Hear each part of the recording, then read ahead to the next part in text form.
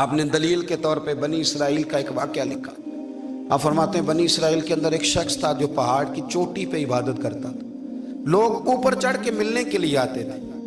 رستے میں ایک ڈھلان تھی، لوگ اس پر چڑھتے تو پاؤں پھسل جاتے، بہت سارے لوگ گر جاتے۔ ایک دن وہ شخص کہنے لگا اللہ اگر تو اسے نہ بناتا تو کیا ہوتا، ایسے بیکار بنا دی۔ رب ناراض ہو گیا۔ اس وقت کے پیغمبر علیہ السلام کو وحی فرمائی اسے کہو تو میری تخلیق پہ اعتراض کرتا ہے، جا میں نے تیرا نام ولیوں کی صف سے کاٹ کے نافرمانوں کی صف میں لکھ دیا۔ وہ نبی اس امت کے علیہ السلام تشریف لائے اور آ کے اسے کہا کہ رب کریم نے تیرا نام کاٹ کے نا ولیوں کی لسٹ سے نافرمانوں کی لسٹ میں لکھا ہے۔ کہنے لگا حضور اللہ نے خود لکھا ہے؟ کہا ہاں۔ وہ سجدے میں گر گیا، یا اللہ تیرا شکر ہے، یا اللہ تیرا شکر ہے۔ وہ پیغمبر فرمانے لگے یہ کیا کر رہے ہو؟ عرض کی حضور آپ نے کہا ہے نا اللہ نے میرا نام لیا ہے، میں کہاں اور میرا رب کہاں؟ اس نے میرا نام لیا ہے حضور، میں تو اپنے آپ کو کسی کھاتے میں نہیں سمجھتا تھا۔ اچھا اگر مالک نے اب مجھے نافرمان فرما دیا ہے اور میری غلطی سے فرمایا ہے دوزخ میں تو میں جاؤں گا۔ حضور آپ اللہ کے نبی ہیں، آپ کے ذریعے کی التجا ہے مالک کے حضور، رب کریم سے عرض کیجئے گا کہ اب مجھے دوزخ میں تو پھینکنا ہی ہے، تو میرا وجود اتنا بڑا کر دے، اتنا بڑا کر دے کہ میں اکیلا جہنم میں آ جاؤں۔ میرا دل نہیں کرتا اللہ کا کوئی اور بندہ دوزخ میں جائے، میں چاہتا ہوں اتنے پیارے پیارے مخلوق پیدا کیے اس نے، کوئی جلے نہ، کوئی دوزخ میں جلے نہ، مجھے بڑا کر کے نہ اکیلا بھر دے میرے وجود کو، میں اکیلا جلوں گا۔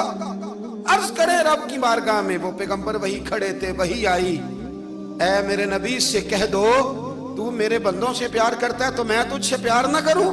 جا میں نے تجھے معاف بھی کیا، تیرے لیے جنت کا فیصلہ بھی کیا، اور قیامت میں جس کی تو سفارش کرے گا میں ان سب کو بھی جنت عطا کر دوں گا۔ داتا صاحب کہتے ہیں اگر تو آسانی چاہتا ہے کہ اللہ جلدی راضی ہو تو کسی کا بھلا کرنے کی کوشش کر، کسی کو نفع دینے کی کوشش کر کہ اللہ کی مخلوق سے کوئی پیار ہو جائے، کسی کو تسلی دے، کسی سے محبت کر، کسی کے ساتھ تو خیر والا معاملہ کر، رب کریم تیرے لیے آسانیاں کرے گا۔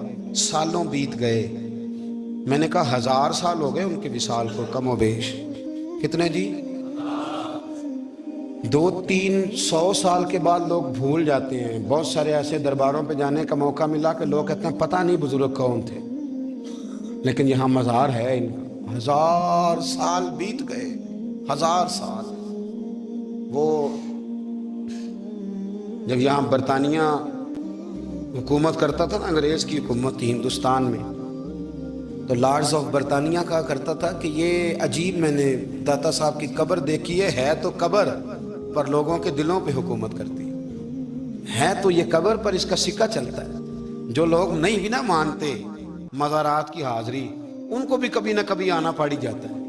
یہاں کی حاضری اتنی ضروری ہے کہ ان کو بھی کبھی نہ کبھی حاضری دینی پڑ جاتی ہے۔ داتا صاحب رحمت اللہ تعالیٰ علیہ نے خدمات کی، کوئی زمین نہیں داتا صاحب کی، کوئی شخص نہیں بتا سکتا کہ اتنے مربع تھے، کوئی نہیں بتا سکتا کہ داتا علی اجویری رحمت اللہ تعالیٰ علیہ اتنے بڑے مکان میں رہتے تھے۔ ایک مسجد بنائی ساری زندگی۔ ایک دفعہ ایک صاحب مجھے کہنے لگے جی وہاں لوگ بڑا سجدے کرتے ہیں، شرک کرتے ہیں، فلاں کرتے ہیں، طالب علمی کا زمانہ تھا۔ میں انہیں اسے کہا چل یار چلتے ہیں، آجا حاضری دے، یہ پتہ تو کریں۔ اتفاق کی بات کہ ہم جمعے والے دن گئے، عصر کی نماز تھی، داتا صاحب کی مسجد میں نا پہلی صف سے لے کر تو باہر تک گیٹ تک رش ہوتا ہے جمعے والے دن، دیکھیں کبھی آپ نے؟ پھر نماز کے بعد جب ہم وہاں بیٹھے نا تو چاروں طرف پھٹیاں لگی ہوئی ہیں، لوگ قرآن پاک پڑھتے ہیں۔ اگر کوئی ایک آدمی ہزاروں میں سے غلط کام کرے بھی تو وہ داتا صاحب نے تو نہیں نہ کہا اسے۔ میں کہتا ہوں تمہیں وہاں جاہل بندے تو نظر آتے ہیں، تو جو وہاں سارا دن قرآن پڑھا جاتا ہے وہ نہیں نظر آتا، جو وہاں حدیث پاک کا درس ہوتا ہے وہ نہیں دکھائی دیتا، وہ جہاں ہزاروں مزدور جو لاہور کے کوئی کہیں مزدوری کرتا ہے، کہیں مزدوری کرتا ہے، روٹی اسے داتا صاحب کے آستانے سے مل جاتی اور وہاں بیٹھ کے لوگ اپنا گزارا کر لیتے ہیں۔ یہ تمہیں کیف نہیں نظر آتا، یہ رنگ نہیں تمہیں دکھائی دیتا؟ او بھائی وہاں ہر جمعے ہزاروں لوگ اللہ کے حضور جھکتے ہیں، کوئی ایک آدھ آدمی غلط کام کرتا تمہیں دکھائی دیتا ہے تو اس کو بنیاد بنا لیتے ہو۔ ہم جس دن گئے نا اس بندے کو تو ہم بیٹھے رہے مغرب تک پر ایک بندہ بھی سجدہ کرنے والا نہیں ملا۔ میں نے کہا تو کہتا تھا لوگ قبر کو سجدہ کرتے ہیں، یہ تو سارے اللہ کو کر رہے ہیں، یہ تو سارے قرآن شریف پڑھ رہے ہیں، تو دعاؤں میں لگے ہوئے، दाता साहब के मज़ार के साथ जो मस्जिद है, आज भी उसमें हज़ारों लोग इतिकाफ करते हैं, जगह नहीं मिलती इतिकाफ बैठने। भाई क्या बात करते, वो तो दुनिया से चले भी गए तो फिर भी लोगों को अपने मज़ार पर नमाजें ही पढ़वा रहे हैं, कुरान ही पढ़वा रहे हैं, जुमे ही हो रहे हैं। दर्स दाता साहब के मज़ार पर मदरसा कायम है, जामिया अजमेरिया, दर्स निज़ामी की क्लासें लगती हैं, किताबें छपती हैं, दीन का काम होता है, वहाँ एक पूरा इंस्टीट्यूट कायम है। मेहरबानी फरमाएं, अब तासुब की ऐनक उतार दें, फिरका वारियत का ज़ौक़ छोड़ दें, सही को सही कहना सीखें, असल को असल कहना सीखें। और अहले हक से भी मेरी गुजारिश है, उनकी तालीमात को समझें, मेलों ठोलों से, गैर शरई बातों से बचें। अल्लाह उनके दर्जात बुलंद करे, हमें उनकी राहों का मुसाफिर बनाए। आखिर दावा यानी